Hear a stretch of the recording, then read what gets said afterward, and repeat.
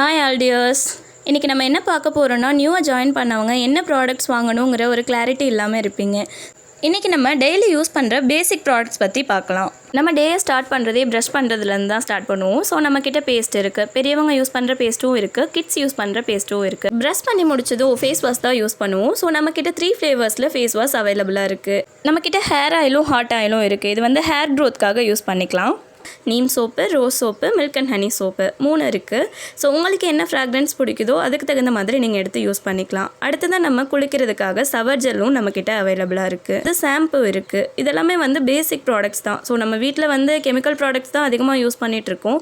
So நமக்கு ஆர்கானிக்னு தெரியும் போது இந்த மாதிரி ப்ராடக்ட்ஸை நம்ம யூஸ் பண்ணலாம். இது வந்து டெண்டர் கேர்ன்னு சொல்லுவாங்க. தலை முதல் கால் வரை எந்த ப்ராப்ளமாக இருந்தாலும் இந்த டெண்டர் கேரை வந்து நம்ம அப்ளை பண்ணிக்கலாம். லிப்பில் இருக்க பிளாக்னஸ், தீ சுட்டது அந்த மாதிரி இருக்கிறதுக்கெலாம் யூஸ் பண்ணிக்கலாம். ஒரு இடத்துக்கு ரெடி ஆகிறோம் அப்படின்னா நம்ம க்ரீம்ஸ் போட்டு தான் ரெடி ஆகும். ஸோ நம்மக்கிட்ட நிறையா க்ரீம்ஸ் வந்து அவைலபிளாக இருக்குது. ஸ்கின் டைப்புக்கு தகுந்த மாதிரி நீங்கள் க்ரீம் எடுத்து யூஸ் பண்ணிக்கோங்க.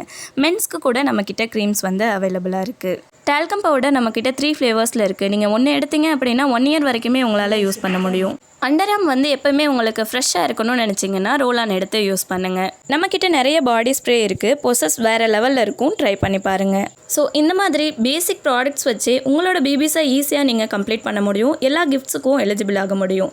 ஸோ ட்ரை பண்ணி பாருங்கள். All the best.